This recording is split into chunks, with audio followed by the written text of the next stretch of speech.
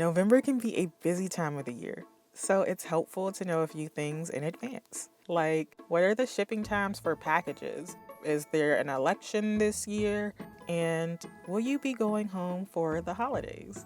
Millions of people in the US make the decision to travel during this time. In the past few decades, an option besides going home for a Thanksgiving family dinner has emerged. How can they do this to us? Huh? It's Thanksgiving.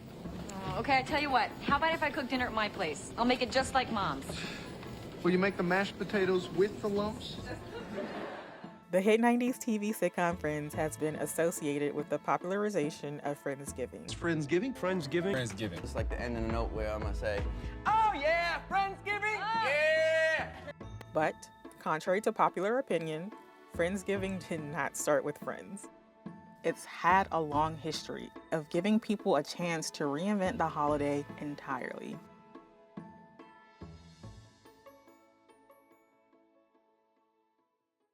Friendsgiving is a combination of the words friends and Thanksgiving. And right here is about where the rules defining Friendsgiving stop. Friendsgiving can be whatever you want it to be. It can be the actual Thanksgiving, or it can be a potluck in the weeks before Thanksgiving. The concept of having dinner with your friends on or around Thanksgiving does show up in media earlier than Friends, but it didn't quite have a name yet. You can see the concepts of it, however, on 1973's A Charlie Brown Thanksgiving. This delightful movie centers around a Thanksgiving meal shared amongst friends.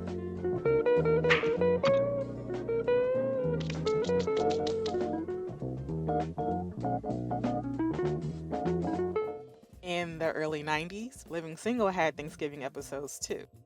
Highlighted by Yamalo. The actual use of the word Friendsgiving doesn't show up until 2007 in Usenet and Twitter posts.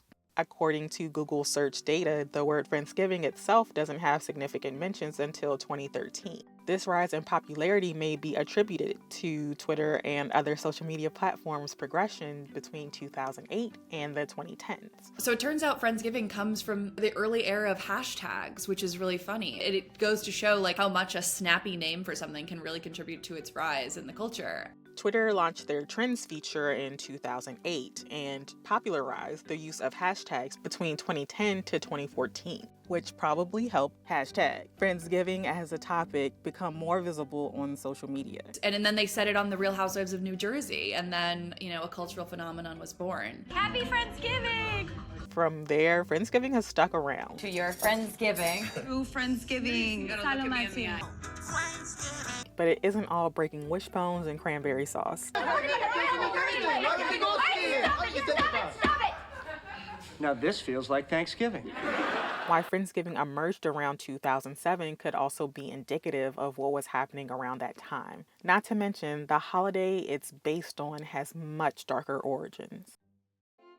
In elementary school, I learned Thanksgiving is when the Pilgrims first came to America and they didn't know anything about the land. Native Americans were kind people and lended the Pilgrims a helping hand in starting their new life here.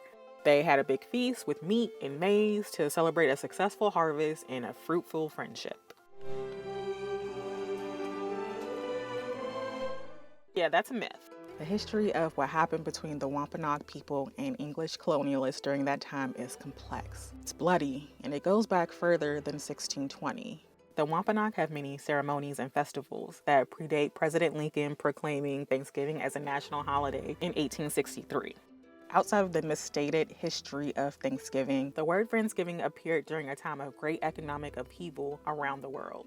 Now it's official, we are in a recession. This recession, in some ways, unprecedented. The World Bank is predicting a deeper global recession than before. Things may get worse before they get better. The Great Recession in the U.S. lasted from December 2007 through June 2009 and disrupted the lives of families across the country. At the time of the recession, maybe people couldn't travel home for the holidays. Maybe they were trying to do a more low-key Thanksgiving, so more of a potluck situation, which I think a Friendsgiving sort of implies. And may have helped turn a catchy hashtag into something more. Traditions often change over time, and Friendsgiving is a reflection of the social and cultural waves millennials were creating in the 2010s. I feel like Friendsgiving is the most millennial concept to ever exist. It's like, okay, during the recession, people getting married later or not getting married, your friends or your family well into your 30s. Like, this is a very millennial and probably now Gen Z concept of just delaying these traditional markers of adulthood, which is, you know, buying a house to then host Thanksgiving in for your nuclear and extended family, where it's like, no, the millennial tradition is like staying in your rented apartment and hosting a potluck for your friends. During that time, millennials were more racially and ethnically diverse than previous generations, more likely to be socially liberal, and the first generation to fully embrace social media. With millennials redefining culture and making new traditions, Friendsgiving grew into a celebration where you gathered with people outside your given family when you couldn't or didn't want to go home. Friendsgiving is just such a great way to reinvent old traditions. Even if, you know, you don't have this beautiful colonial house that you think you're supposed to have when you're like a grown-up, when you're watching like holiday movies or you're trying to recreate holidays that you had when you were a kid. It's this nice way to sort of do Thanksgiving and celebrating where you're at and with the people that you want to celebrate with.